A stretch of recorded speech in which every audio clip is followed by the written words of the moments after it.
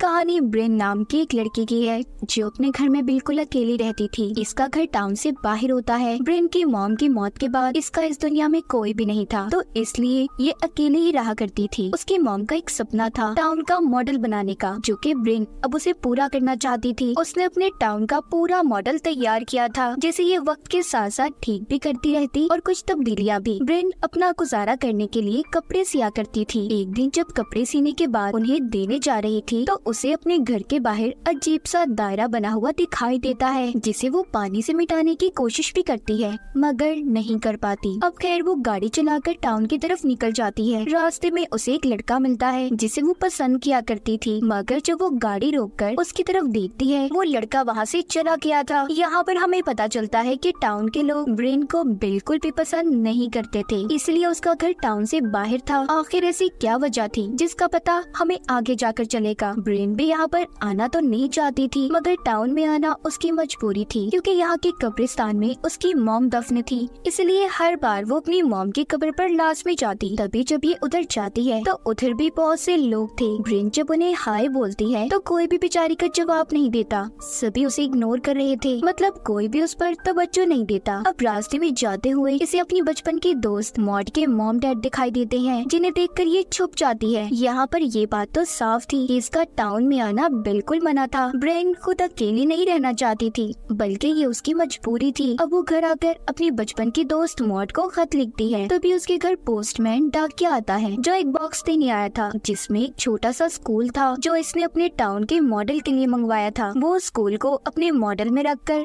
बहुत खुश होती है। इसी तरह हंसते खेलते वो अपने खत को भी पूरा करती है, जो कि मॉड को लिख रही थी वो, जिसमें अब ये लिखती है, मॉड मैं जानती हूँ मैं खुद को कभी भी माफ नहीं कर पाऊंगी और मैं तुम्हें हर वक्त याद करती हूँ। इसके घर में मॉड की तस्वीरें भी थी जो सिर्फ उसके बचपन की थी। क्या मॉड कहीं पर चली गई थी? आखिर मॉड का राज क्या था? अब इन सब बातों के बारे में हमें आगे जाकर पता चलेगा। एक रात ब्रेन जब सो रही होती है तभी अचानक से उसके घर की सारी लाइट्स जल जाती हैं, मगर ब्रेन अब भी सो रही थी। कुछ देर के बाद सारी लाइट्स बंद भी हो गई थी। तभी बाहर से किसी चीज के गिरने की आवाज आती है, जिसकी आवाज सुनकर ब्रेन जाग गई थी। वो आवाज दरअसल बाहर से डस्टबिन गिरने की थी। जब ब्रेन उसे ठीक करने के लिए जाने के लिए लाइट जलाती है तो ये क्या, उसके घर की कोई भी लाइट नहीं जलती। जब वो नीचे आती है तो देखती है उसके घर का दरवाजा खुला था और उसके घर में एक अजीब सा क्रिएचर घूम रहा था। ब्रेन जब गौर करती है तो उसे पता चलता है कि वो कोई क्रिएचर नहीं बल्कि एलियन था। उसने भी ब्रेन को देख लिया था, इसलिए अब वो उसका पीछा करता ऊपर की तरफ आ जाता है। ब्रेन जल्दी से भागकर अपने कमरे में बेड के साइड पर छुप गई थी। वो एलियन जब ब्रेन के कमरे में पहुंचता है तो वो बेड के नीचे जाकर छुप जाती है। उसने करीब से उस एलियन के पाँव देखे थे जो बहुत ही अजीब थे। खैर जब उस एलियन को कोई नहीं मिलता वो खिड़की से बाहर निकल जाता है। अब ब्रेन जल्दी से खिड़की को बंद करती है। तभी उसे महसूस होता है कि जैसे वो एलियन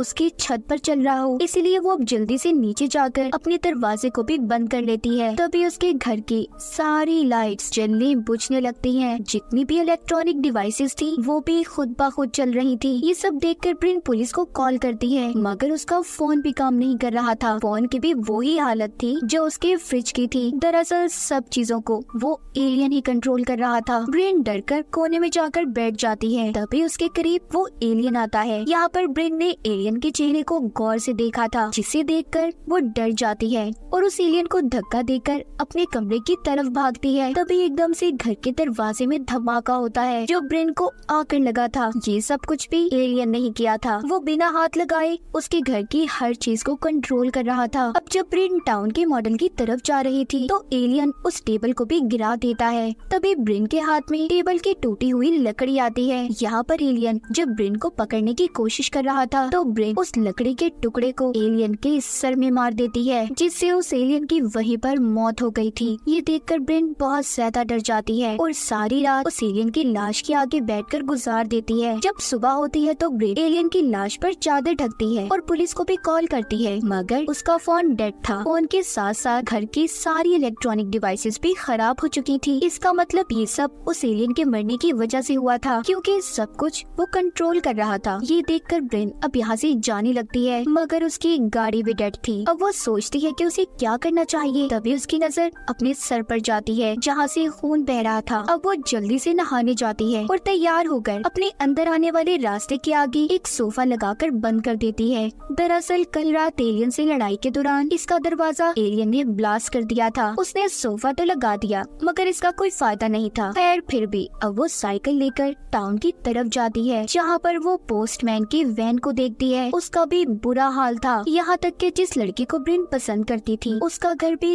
तहस नहस हो चुका था और उसके घर के बाहर बिल्कुल वैसा ही दायरा बना हुआ था जैसा हमने ब्रिन के घर के बाहर कहानी के शुरू में देखा था। इसके बाद वो जल्दी से पुलिस स्टेशन जाती है, जहाँ पर मॉड के मॉम डैड थे। मॉड की मॉम उसके मुंह पर थूक देती है। इस बात को देखकर ये अंदाजा तो हो गया होगा कि मॉड के घर वाले उससे कितनी नफरत करते थे। ब्रिन इस बात को समझ चुकी थी कि उसे टाउन से कोई मदद नहीं मिलने वाली, इसीलिए वो रोते हुई अपने घर वापस जाती है। मगर रास्ते में उसकी तबीयत खराब हो रही थी, उसे संभालने वाला भी कोई नहीं होता। ब्रिन को ये समझ आ गई थी कि उसका इस टाउन में कोई भी नहीं है और उसका घर तो एलियन के हमले से तबाह हो गया। इसलिए जब वो अपने सामने से गुजरती हुई बस को देखती है, उसने यहाँ से जाने का फैसला कर लिया था कि इस टाउन को छोड़कर वो हमेशा हमेशा के लिए चली जाएगी। तभी हम देख पाते हैं टाउन के सभी घरों के सामने वो ही एक गोल दायरा था जो हमने ब्रिन के घर के बाहर कहानी के शुरू में देखा। मतलब यहाँ पर भी एलियन का हमला होने वाला था। वो दायरा एलियंस ने ही बनाया था। तभी बस में बैठे ब्रिन पर पोस्टमैन हमला कर देता है। दरअसल वो एलियन के कंट्रोल में था। उसके गले में कोई ऐसी चीज थी जिससे एलियन का इंसानों पर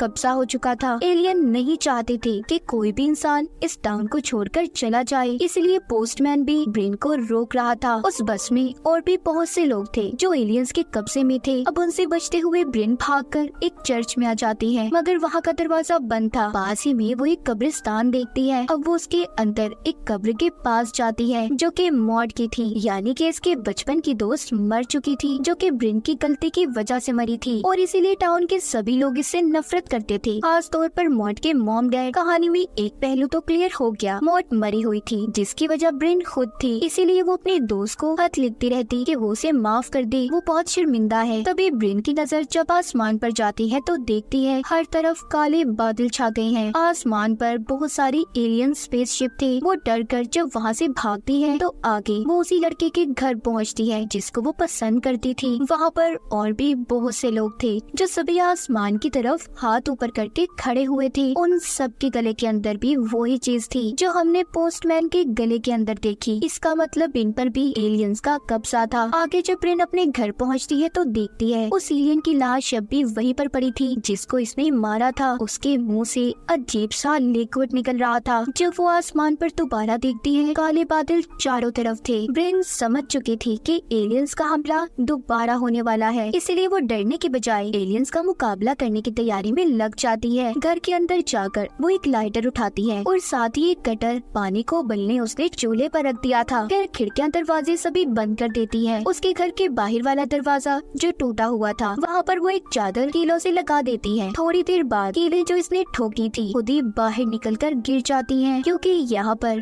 अब एलियंस आ चुके थे। सबसे पहले वो अपने साथी एलियन की लाश को खींचते हैं जिसे ब्रिन ने मार दिया था। ये देखकर ब्रिन घर के बेसमेंट में जाकर छुप जाती है। तभी एक दूसरा एलियन इसके घर में दाखिल होकर इसके पास बेसमेंट में आ गया था। वो उस एलियन को कैंची उठाकर मारना चाहती थी, लेकिन उसके अंदर जो ताकत थी वो हर चीज को अपनी तरफ खींच सकता था, इसीलिए वो कैंची को भी खींच लेता है। ब्रिन के हाथ में मॉड और उसकी जो तस्वीर थी उसे भी एलियन ने अपनी तरफ खींच लिया था और उसे बहुत ही गौर से देख रहा होता है। इसी बात का फायदा उठाकर ब्रिन वहाँ से भाग गई थी और वापिस ऊपर आ जाती है। तभी ऊपर उसे एक छोटा एलियन दिखाई देता है। था तो वो छोटा मगर उसके हाथ बहुत लंबे थे। वो ब्रिन को अपने हाथों से पकड़ने की कोशिश कर रहा था। ब्रिन उससे अपने आप को छुड़वाती है और खोलता पानी जो इसने उबलने रखा था उस छोटे एलियन पर डाल देती है, मगर उस एलियन को इससे कुछ भी नहीं हुआ था। अब ब्रिन अपने बाथरूम में छुप गई थी, लेकिन वो एलियन इतना तेज था बाथरूम के दरवाजे को भी अपने हाथों से चीर फाड़ कर देता है। तभी ब्रिन अब खिड़की के रास्ते वहाँ से भागने की कोशिश करती है। जल्दी से एलियन ने उसकी टांगों को पकड़ लिया था। ब्रिन झाड़ू उठाकर उस एलियन को मारती है।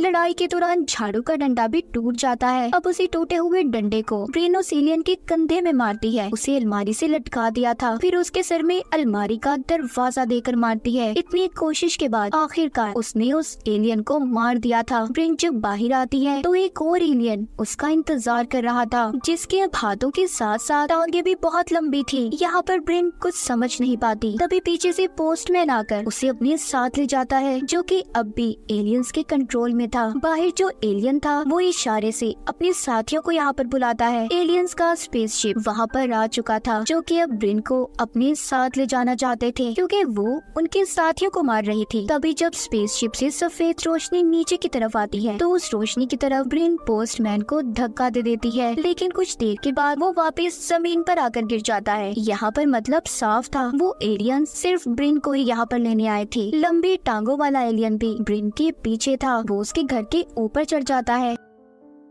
तभी जल्दी से ब्रिन अपनी गाड़ी में जाकर छुप गई थी, लेकिन एलियन वहाँ पर भी आ चुका था। ब्रिन जल्दी से गाड़ी से बाहर आती है और उस एलियन को गाड़ी में ही बंद करके उस पर जलता हुआ लाइटर छोड़ देती है, जिससे गाड़ी में बहुत बड़ा धमाका होता है। वो एलियन भी ब्लास्ट होने की वजह से मर गया था, मगर अब भी एलियंस के स्पेसशिप से निकलने वाली सफेद रोशनी ब्रिन का पीछा कर रही थी। वो भागते हुए अपने घर के अंदर आ जाती है। तभी उसे अंदर एक और एलियन मिलता है जो पहले बेसमेंट में इसके पीछे आया था, जो उसे मारने की बजाय उसकी तस्वीरों को गौर से देख रहा था। तभी पीछे से ब्रिन उस एलियन पर हमला करने का सोचती है, लेकिन एलियन को इस बारे में पता चल चुका था, इसलिए वो ब्रिन पर हमला करके उसे दूर फेंकता है। और अब एक लाल रोशनी ब्रिन के घर के अंदर आती है, जिसने उसे फ्रीज कर दिया था, यानी कि वो वहाँ पर जम गई थी। अब एलियन उसके पास आता है और अपने मुंह से अजीब सी चीज निकालता है। दरअसल ये पैरासाइट की तरह काम करता था। इन एलियंस का ये एक हथियार था जिसको वो उसके मुंह में डाल देता है। इस तरह वो दूसरे लोगों की तरह ब्रेन को भी कंट्रोल कर सकता था। मतलब जितने भी लोग एलियंस के कंट्रोल में थे उन सबके गले में यही पैरासाइट था। तभी ब्रेन जाग जाती है। देखने में ऐसा लग रहा था कि जैसे वो सपने से जागी हो। असल में अब वो पैरासाइट ब्रेन के जिस्म पर हावी हो चुका था। उसके दिमाग को पूरी तरह से उसने अपने कंट्रोल में कर लिया था। ब्रेन को उसने उसके सपनों की दुनिया में फंसा दिया था, जहाँ पर वो अपने टाउन वाली दुनिया और मॉड के साथ जिंदगी गुजारेगी। जब वो अपने सामने मॉड को देखती है तो उससे सॉरी करती है कि वो उसे माफ कर दे। तभी यहाँ पर ब्रेन को ये बात समझ आती है कि ये सिर्फ उसका एक सपना है। असलियत में तो उसकी दोस्त मॉड मर चुकी है, इसीलिए वो अपने हलक में हाथ डालकर उस पैरासाइट को निकाल देती है जो उस एलियन ने उसके गले में डाला था। ऐसा करते ही वो अपनी असल दुनिया में होश में आ गई थी। अब जैसे ही वो उस पैरासाइट को जमीन पर गिराती है, उस पर ऊपर से ऑरेंज लाइट पड़ती है, जिससे उस पैरासाइट को एक नया जिस्म मिल रहा था जो कि ब्रेन का था। आसमान पर एलियंस के बहुत से स्पेसशिप थे, हर कोई अपना काम कर रहा था। यहाँ पर हमें उन स्पेसशिप से निकलने वाली रोशनियों के बारे में पता चलता है। सफेद रोशनी इंसानों को ऊपर खींचने के लिए थी, लाल फ्रीज करने के लिए, जबकि ऑरेंज एक नया जिस्म बनाने के लिए थी। अब जो उस पैरासाइट से एलियन ब्रेन बनी थी वो असल ब्रेन पर चाकू से हमला कर देती है, जिससे वो नीचे गिर जाती है। और तभी सफेद रोशनी उसे ऊपर स्पेसशिप में ले गई थी, जहाँ पर ढेर सारे एलियंस थे। वो उसके दिमाग पर उंगली रखकर उसकी यादों को जानना चाहते थे। इससे हमें भी यहाँ पर पता चलता है कि उसके साथ उसकी पुरानी जिंदगी में क्या हुआ था, सारा टाउन उससे नफरत क्यों करता था और उसकी दोस्त आखिर मरी कैसे थी। तो असल में हुआ कुछ यूँ था, बचपन में ब्रेन और मॉड का झगड़ा हो गया। मॉड ब्रेन को धक्का दे देती है, जिसके बदले में ब्रेन ने एक पत्थर उठाकर मॉड को मार दिया और उसकी मौके पर ही मौत हो गई। बड़ी ब्रेन अपने ख्यालों में छोटी ब्रेन को खत लिखने से भी बार बार मना करती थी, ताकि उसकी जिंदगी आगे बढ़ पाए, उसे पुरानी यादें याद न आए। सब कुछ जानने के बाद एलियंस ये फैसला करते हैं कि ब्रेन को वो उसकी दुनिया में वापस भेज देंगे। तभी वो उसे दोबारा नीचे फेंक देते हैं। वो वापस आकर अच्छा महसूस कर रही थी, उसने अपनी दुखी यादों को भुला दिया और एलियंस का मुकाबला किया। हम देखते हैं ब्रेन हंसी खुशी अपनी जिंदगी गुजार रही है। सारा टाउन अब उससे अच्छे से बात भी करता है। जिस लड़के को वो पसंद करती थी वो भी उसके साथ अब ठीक हो गया था। वो एक पार्टी में नाच रही होती है, उसके साथ एक लड़की भी थी। ब्रेन की जिंदगी बिल्कुल ऐसी थी जैसी उसने चाही। आसमान पर अब भी एलियन स्पेसशिप घूम रहे थे। ऐसा हो सकता है कि एलियंस का अभी भी पूरे टाउन पर कंट्रोल हो और उन्होंने ब्रेन की यादों को जानने के बाद उसके मुताबिक सब कुछ ठीक कर दिया, क्योंकि ब्रेन ही इकलौती थी जिसने उन एलियंस का मुकाबला किया था। तो यहाँ पर फिल्म के नाम के मुताबिक कहानी भी क्लियर हो जाती है। No one will save you. यहाँ पर तुम्हें कोई नहीं बचाएगा, तुम्हें अपनी मदद खुद करनी है। ब्रेन को किसी ने भी नहीं बचाया था, टाउन के किसी इंसान ने उसकी मदद नहीं की। तभी मुसीबतों का उसने खुद मुकाबला किया और इसी के साथ इस फिल्म की कहानी भी यहीं पर खत्म हो जाती है।